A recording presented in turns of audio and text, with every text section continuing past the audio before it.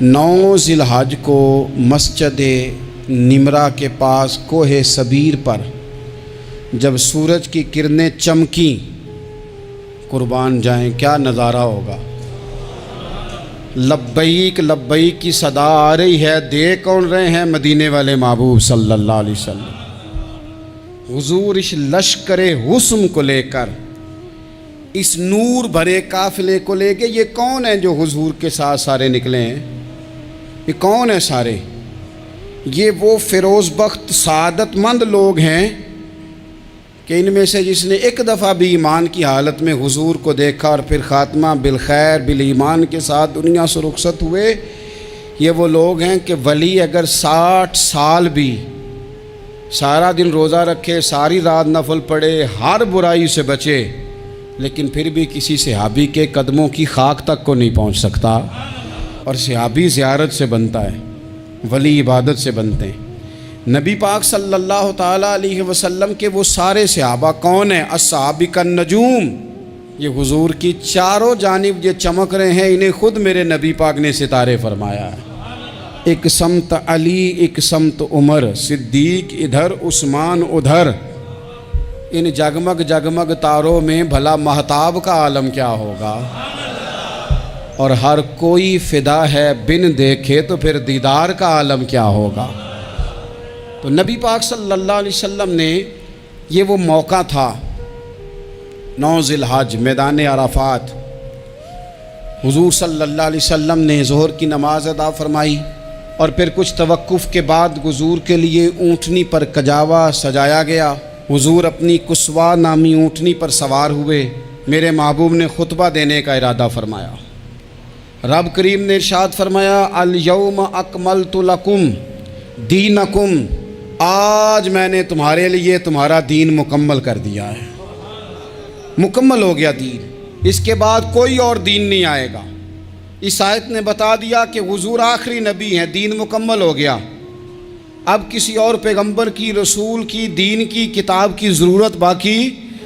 آج میں نے تمہارے لیے تمہارا دین مکمل کر دیا۔ اور کیا خوبصورت لفظ ہیں قرآن پاک میں فرمایا، وَأَتْمَمْتُ عَلَيْكُمْ نِعْمَتِي، اور آج میں نے تم پر اپنی نعمتیں تمام کر دی ہیں، نعمتیں مکمل کر دی۔ وَرَضِيتُ لَكُمُ الْإِسْلَامَ دِينًا، اور اللہ فرماتے ہیں میں نے تمہارے لیے دین اسلام کو پسند کیا ہے، یہ میری رضا ہے، یہ دین اسلام تمہارے لیے پسند کیا ہے۔ کوئی بندہ ساری زندگی مخلوق کی خدمت کرے، ساری زندگی رستوں سے کانٹے اٹھائے، ساری زندگی خیر کا کام کرے، کسی کو تکلیف نہ دے، لیکن اگر مسلمان نہیں نا، اگر کلمہ نہیں نہ پڑھتا، تو اس کی ساری عمر کی خیر بھی کسی کام کی نہیں۔ اس لیے کہ رب فرماتا ہے جڑ دین اسلام ہے، جڑ ہوگی تو پھر شاخیں قبول کی جائیں گی نا۔ تو اگر جڑ ہی سرے سے نہیں ہے تو خیر کرنے کا معنی، کچھ لوگ کفار کی، مشرکین کی تعریف کرتے ہیں کہ جناب بلے بلے اتنے ویلفیئر کام ہو رہے ہیں، تو یاد رکھو سب سے ضروری جڑ ہے۔ قرآن پاک میں رب تعالیٰ نے منافقین، مشرکین اور کفار کے اعمال کی بنیاد اس طرح کی بتائی ہے کہ جس طرح پتھر پر تھوڑی گرد پڑ جائے، ذرا ہوا کا جھونکا ہے یا بارش آئے تو پتھر صاف کا صاف ہو جاتا ہے۔ ان کے اعمال اس طرح کے ہیں۔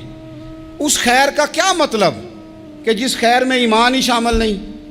جب تک بندہ مومن نہ ہو اس کا کوئی عمل بھی اللہ کی بارگاہ میں قابل قبول نہیں ہوتا۔ یہ آیت نازل ہو گئی، فرمایا دین مکمل ہو گیا۔ او میرے بھائیو، خدا را سوچو، کوئی شے مکمل نہیں دنیا میں، کوئی شے بھی۔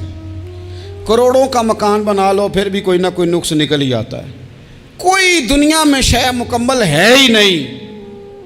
اگر کوئی شے مکمل ہے تو وہ مدینے والے رسول کا دین مکمل ہے۔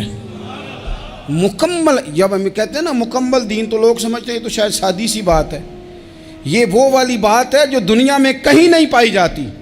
جب یہ آیت نازل ہوئی تھی نا، تو بخاری میں موجود ہے، ایک بہت بڑا یہودیوں کا عالم حضرت عمر فاروق رضی اللہ تعالیٰ عنہ سے کہنے لگا، یہ جو تم پر آیت نازل ہوئی ہے نا کہ دین مکمل ہو گیا، یہ اگر ہم پر نازل ہوتی نا، تو جس دن یہ آیت نازل ہوئی ہوتی ہم نے ہر سال اسی دن کو عید بنا لینا تھا کہ دین مکمل ہو گیا۔ الیوم اکملت لکم دینکم، دین مکمل ہو گیا۔ ہم تو عید بنا لیتے. تو حضرت عمر کہنے لگے ہم پر بھی بڑا فضل ہے. جس دن آیت نازل ہوئی تھی عرفہ کا دن بھی تھا اور جمعے کا دن بھی تھا.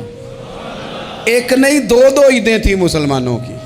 دو عیدیں تھیں مسلمانوں کی. دو.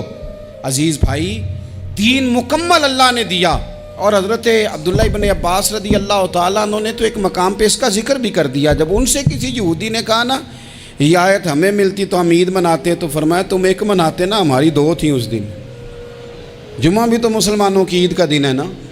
بہت سارے لوگ ہیں بیچارے جو کہتے ہیں اسلام میں عیدیں صرف دو ہیں, اور وہ بھی صرف پریشانی انہیں عید میلاد النبی والے دن ہوتی ہے, اس کے آگے پیچھے نہیں ہوتی. حالانکہ نبی پاک علیہ السلام نے کہا ہر جمعہ بھی عید ہے, خود حضور نے فرمایا, لیکن وہ اڑ جاتے ہیں کہ نہیں عیدیں صرف دو ہی ہیں. بھائی آپ یہ کہہ سکتے ہیں کہ اسلام کی معروف عیدیں دو ہیں, اپنے معنی اور مفہوم کے لحاظ سے جس کو یوم عید کہا جائے وہ عیدیں دو ہیں. تو نبی پاک صلی اللہ تعالیٰ علیہ وسلم نے میدان عرفات میں خطبہ دیا. یہ جو واعظ و نصیحت ہے نا, خطبہ تقریر, یہ دنیا کر رہی ہے, کرتی رہے گی, کرتی چلی آئے گی, اور اس کو میرے نبی پاک علیہ السلام نے پسند فرمایا. خیر کی بات کرنے والے کو حضور نے دعا دی. محبوب فرمانے لگے اللہ جو میری حدیثیں یاد کر کے آگے پہنچائے اس کے چہرے کو تر و تازہ رکھنا. یہ ابلاغ دین بہت بڑی بات ہے اگر کوئی خلوص نیت سے کرے. لیکن کائنات ارضی میں وہ جو حضور کا خطبہ حجۃ الوداع ہے وہ دستور ہے, وہ منشور ہے. انسانی حقوق پر اس سے بڑا چارٹر نہ پہلے کبھی تھا نہ قیامت تک دوبارہ بن سکتا ہے. اس کو خطبہ حجۃ الوداع کیوں کہتے ہیں؟ ایک تو مطلب یہ کہ حضور نے یہی آخری حج کیا, اور دوسری بات یہ تھی کہ اس خطبے کے تھوڑے ہی عرصے بعد میرے نبی پاک نے وصال ظاہری فرمایا.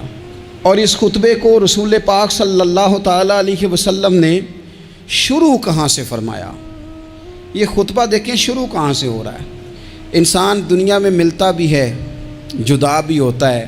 یہ جو جدائی کا وقت ہوتا ہے نا, جدائی کا, شاید بڑی سوچ سمجھ کے کہا تھا حضرت میاں صاحب نے, بڑی غور کر کے انہوں نے کہا تھا کہ دریا کنڈے روخ نہ لائیے, جو آوے روڑ جاوے. آپ میدان میں درخت لگاتے ہیں تو کبھی پھل گرتا ہے تو زمین پہ گرتا ہے, اٹھا لیتے ہیں. اگر دریا کے کنارے ہو تو وہ تو دریا میں گرے گا اور روڑ جائے گا, چلا گیا, بہہ گیا. فرمانے لگے دریا کنڈے روخ نہ لائیے, جو آوے روڑ جاوے تے پردیسی نال نہ یاری لائیے. او دا جدوں دل کرے ٹر جاوے, وہ تو چلا جاتا ہے. یہ خطبہ شروع کہاں سے ہو رہا ہے؟ یعنی ابھی آغاز کلام ہے, بات آگے آئے گی. آغاز کلام ہے. میں کہہ چکا ہوں ولی شاید عبادت کر کے بنے, تقوی اختیار کر کے بنے. ولی اللہ کی حرام کردہ ہر شے سے اجتناب کر کے بنے. وہ جس میں شبہ ہے اس سے بھی بچے تو پھر ولی بنے. لیکن صحابی تو حضور کی زیارت سے بنتا ہے نا, نبی پاک کی زیارت سے بنتا ہے. اور صحابہ تو وہ صحابہ تھے جن کی ہر صبح عید ہوتی تھی. خدا کا قرب حاصل تھا, نبی کی دید ہوتی تھی. وہ تو اس طرح کا ماحول تھا کہ نبی پاک نے فرمایا حضرت ابو ہریرہ سے یہیں بیٹھے رہتے ہو, تھوڑا ذرا کبھی کوئی کام بھی کر لیا کرو. وقفے سے ملنے سے محبت بھی بڑھتی ہے. تو حضرت ابو ہریرہ اٹھے اور ستون کے پیچھے سے ہو کے واپس آ گئے. فرمایا آ گئے ہو؟ عرض کی حضور دل ہی نہیں لگتا تو جائیں کہاں. وہ جو حضور سے آ کے کہتے تھے نا یا رسول اللہ صلی اللہ علیہ وسلم, حضرت صوبان بن مالک, حضور نے فرمایا پریشان دکھائی دیتے ہو. کہا یا رسول اللہ ایک بات پریشان کرتی ہے. کہا وہ کیا؟ عرض کی حضور دل بے چین ہوتا ہے تو زیارت کو آ جاتا ہوں. آج ایک عجیب خیال آیا ہے, اور اس نے عجیب رنگ طبیعت میں بھر دیا ہے. فرمایا تمہیں کیا خیال آیا؟ عرض کی یا رسول اللہ صلی اللہ علیہ وسلم آج خیال آیا ہے کہ صوبان ہے, تو حضور کا غلام ہے, جنت تو حضور کے صدقے ملے گی. لیکن یہ ہے کہ حضور تو ہوں گے نا نبیوں کے ساتھ, تجھے ملے گی, پر ملے گی تو غلاموں کے محلے میں نا. تو دل میں خیال آیا کہ وہاں زیارت بھی ہوگی کہ نہیں. او جنت میرے کس کاری جتھے یار نظر نہ آوے, زیارت بھی ہوگی کہ نہیں. हुजूर की बारगाह में जब हज़रत सौबान ने अर्ज़ की तो रब करीम ने फरमाया, महबूब जो तेरी और तेरे रब की इताअत करे ना, उलाइका अनअमल्लाहु अलैहिम मिनन नबिय्यीन वस्सिद्दीकीन वशुहदाए वस्सालिहीन, फरमाया उनको अल्लाह नबियों के, सिद्दीकीन के, शुहदा और सालिहीन के साथ ही जन्नत में इकट्ठा फरमाएगा। वो इकट्ठे रहे। तो जिनको तो जन्नत में भी हुजूर की ज़ियारत के बगैर चैन नहीं था, उनको हुजूर ने खुतबा हज्जतुल विदा शुरू करते वक्त पहला जुमला पता क्या कहा? हुजूर ऊँटनी पे है, एहराम बांधा हुआ है, 1,40,000 कमोबेश गुलाम सामने खड़े, अरफात का मैदान। महबूब फरमाने लगे, पहला जुमला, जो दर्द वाले थे वो तड़प गए, ये सारे दर्द वाले थे लेकिन कुछ ज़्यादा मिजाज शनास थे। महबूब ने पहला जुमला कहा, हुजूर फरमाने लगे, लोगों जिस तरह आज इकट्ठे हुए हैं शायद इसके बाद दोबारा हम इकट्ठे ना हों। पहला ऐलान ही कर दिया कि ये तुम्हारे साथ जो आज खुतबा है ना, इसमें इशारा दे दिया कि दोबारा नहीं जमा होगे, अगला हज नहीं करना, बस ख़त्म हुई बात। ये आखिरी पहली बात ही हुजूर ने ये बयान की। अब वो इतने दिल नरम हो गए हुजूर की बात सुन के, आंखों में आंसू इस तरह आ गए, तबीयत का मिलान इतना बढ़ गया कि हर एक का दिल कशकोल बन गया।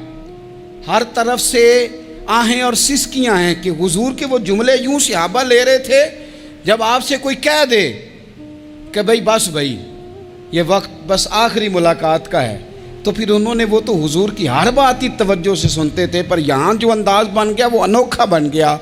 फरमाया शायद दोबारा मुलाकात ना हो। फिर मेरे करीम महबूब सल्लल्लाहु ताला अलैहि वसल्लम ने फरमाया, जिस तरह तुम्हारे लिए ये शहर हुर्मत वाला है, मक्का हुर्मत वाला है ना, एक नेकी करो तो मक्के में 1,00,000 का सवाब, हरम मक्का में एक गुनाह करो तो वो भी 1,00,000 लिखा जाता है, हुर्मत वाला है, बड़ी इज्जत वाला है। फरमाया जिस तरह ये घर इज्जत वाला है काबा, जिस तरह ये शहर इज्जत वाला है, फरमाया जिस तरह आज का दिन हुर्मत वाला है। मुसलमानों, मैं तुम्हें बता के जा रहा हूँ, तुम्हें समझा रहा हूँ, इसी तरह मैंने तुम सब पर एक दूसरे के माल और इज्जत को हुर्मत वाला कर दिया है। और सहाबा को ना हुजूर ने पहले ये सबक पूरा हुजूर ने पूछा, ये भी ज़रा कमाल है, ये बुखारी मुस्लिम की हदीस है। हुजूर ने सहाबा से पूछा, 9 ज़िलहज है, जुमे का दिन है, ज़िलहज का महीना है, सबको पता है, लेकिन ना आप जुमा पढ़ने हैं तो मैं आपसे कहूँ कि आज आप कौन सा दिन है, तो आप कहेंगे जनाब जुमा है, अजीब आदमी है, जुमा पढ़ा रहे हो। लेकिन जो सहाबा का अंदाज है वो और है। हुजूर ने पूछा, आज ये कौन सा महीना है? ये अदब है, ये मकाम है, ये वो मकाम है जहाँ बहुत सारे सिर्फ अकल वाले बंदे जो होते हैं ना, वो बेचारे गिरते पड़ते हैं, कहते हैं जी बात आती हो तो बतानी चाहिए, ये क्या बात हुई जी, बंदा बोले ही ना, ये क्या लेकिन कुछ लोग ऐसे हैं जिनका धारा अदब कुछ और होता है, उन्हें ढेरों बातें भी आती हों तो हर जगह बात करने की नहीं होती, सब जगह कहानियाँ सुनाने की नहीं होती। हुजूर ने फरमाया कौन सा महीना है? कुर्बान जाएं। भैया को जुबान हो के कहने लगे, वल्लाहु व रसूलहु आलम, अल्लाह जाने, अल्लाह का रसूल जाने। सानू ते कैद सज्जन दा गहना है, वो जिंज रखे असा उंज रहना है, हमें क्या पता। पूछा किसी ने, लिखा है सूफिया ने, किसी ने पूछा, ओए तुम्हें पता नहीं, कहने लगे चुप कर, हमें क्या पता कौन सा महीना है। तो हुजूर ने फरमाया आज तारीख कौन सी है? भाई साहब को पता था ना 9 ज़िलहज को ही हज होता है, कौन सी तारीख है? कहा वल्लाहु व रसूलहु आलम, अल्लाह जाने, अल्लाह का रसूल जाने। कुर्बान जाए। हुजूर ने पूछा दिन कौन सा है? सबको पता है जुम्मा है। कहने लगे वल्लाहु व रसूलहु आलम, अल्लाह जाने और अल्लाह का।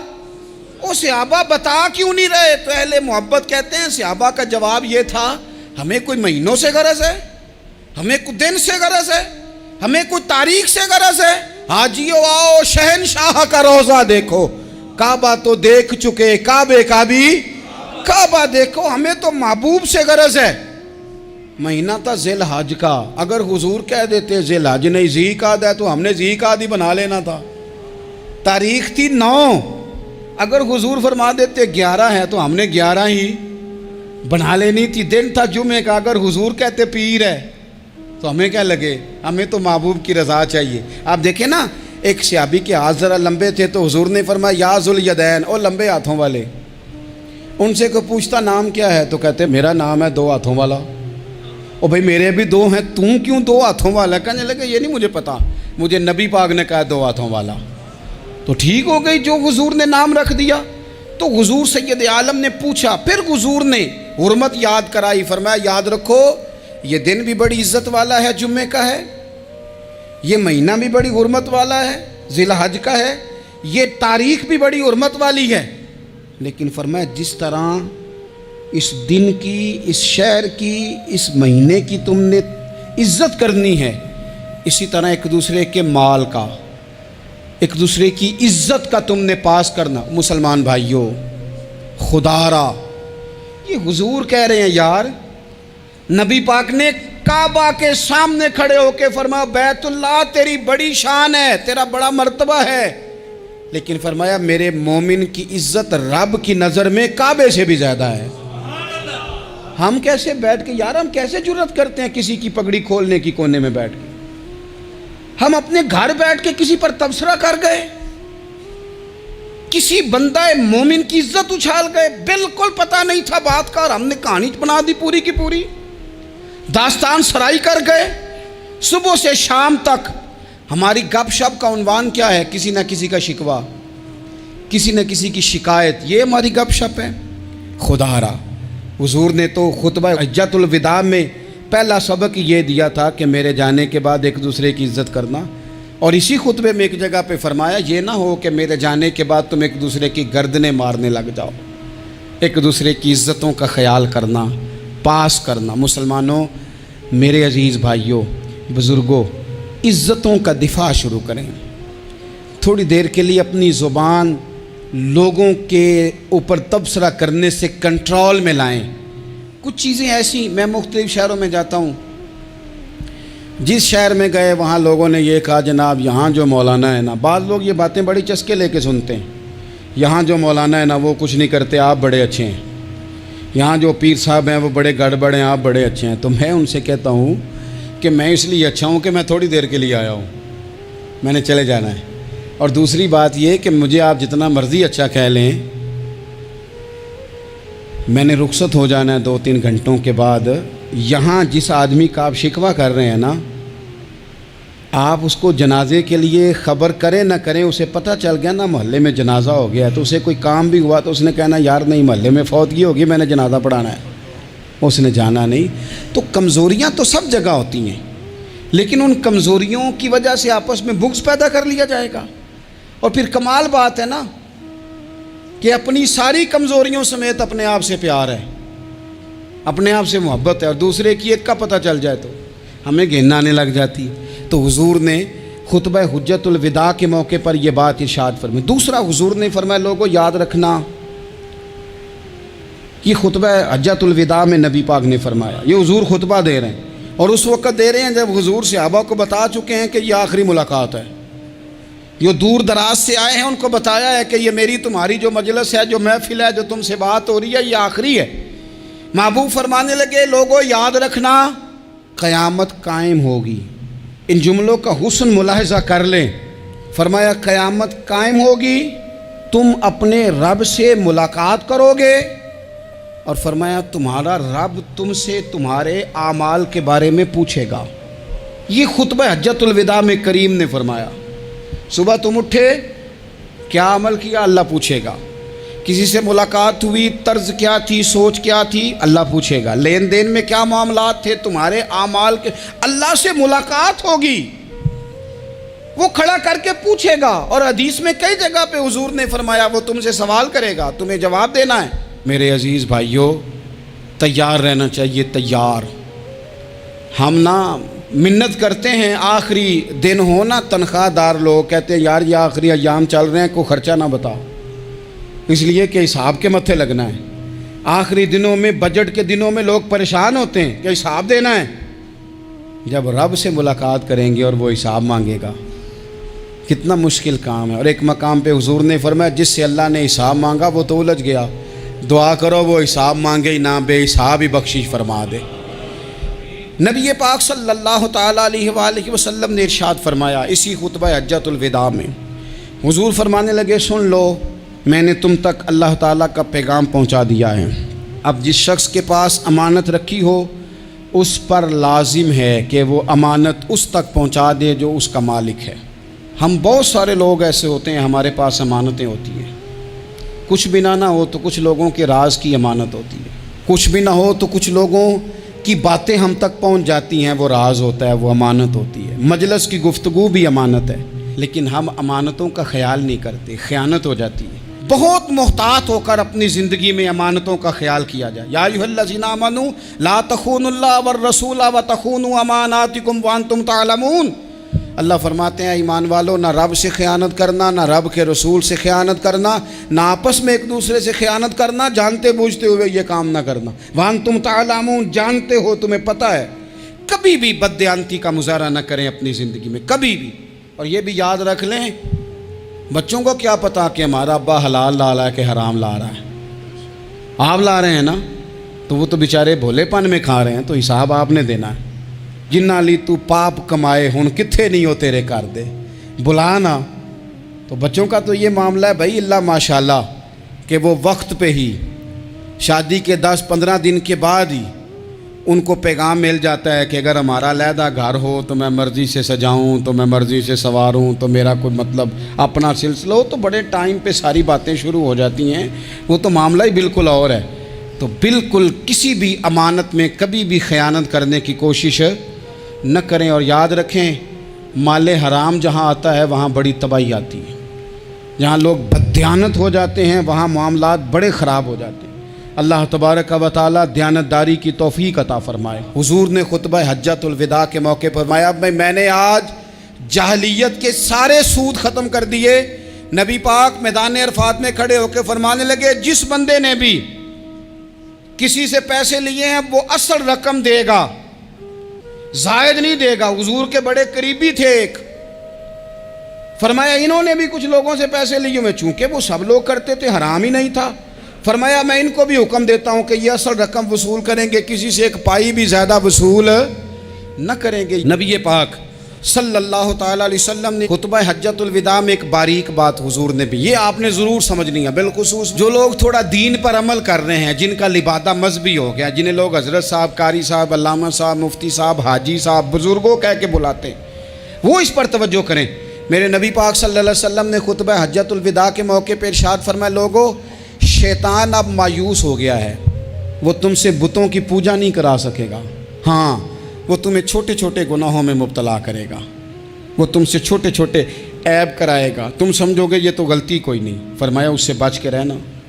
اب وہ مایوس ہو گیا، بتوں کی پوجا نہیں کرا سکتا، تمہیں اپنی پوجا نہیں کرا سکتا، لیکن چھوٹی چھوٹی غلطیاں، ایک مقام پہ فرمایا نا چھوٹا گناہ ہونا تو مومن اسے پہاڑ سمجھتا ہے، اتنا بڑا ہو گیا، اور منافق کہتا ہے یہ تو کچھ بھی نہیں۔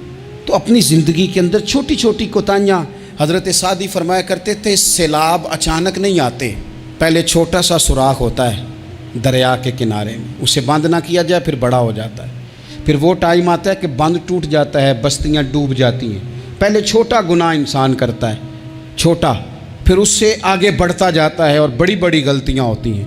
اللہ تبارک و تعالی ہمیں رائی کے دانے کے برابر بھی غلطی کرنے سے محفوظ فرمائے۔ نبی پاک صلی اللہ تعالیٰ علیہ وسلم نے اسی موقع پر ارشاد فرمایا لوگو اللہ سے ڈرتے رہنا، اور میں تمہیں عورتوں کے ساتھ بھلائی کی وصیت کرتا ہوں۔ فرمایا رب نے تمہیں اختیار دیا ہے، عورتیں تمہارے سپرد کی ہیں، ان سے اچھا سلوک کرنا۔ فرمایا اگر کبھی کوئی ان پر تمہیں سختی کرنی بھی پڑے تو اتنی کرنا جتنی ان کی غلطی ہو، ان سے درگزر کرنا، ان سے پیار کرنا۔ اسلام نے خاتون کو باقاعدہ حقوق دیے، باقاعدہ۔ صحیح بخاری میں حدیث ہے، یہ جو نوجوان ہیں مطالعہ کرنے والے، پڑھنے سننے سمجھنے والے، یاد رکھا کریں ان چیزوں کو۔ حضرت بریرہ رضی اللہ تعالیٰ عنہ حضرت عائشہ صدیقہ کی کنیزہ ہیں، حضرت مغیث رضی اللہ تعالیٰ عنہ ایک صحابی ہیں، ان کی وہ اہلیہ ہیں، وہ اپنے خامد سے علیحدگی چاہتی تھی، ان کے خامد بڑی محبت کرتے تھے، علیحدہ ہونا نہیں چاہتے تھے، خاتون رہنا نہیں چاہتی تھی۔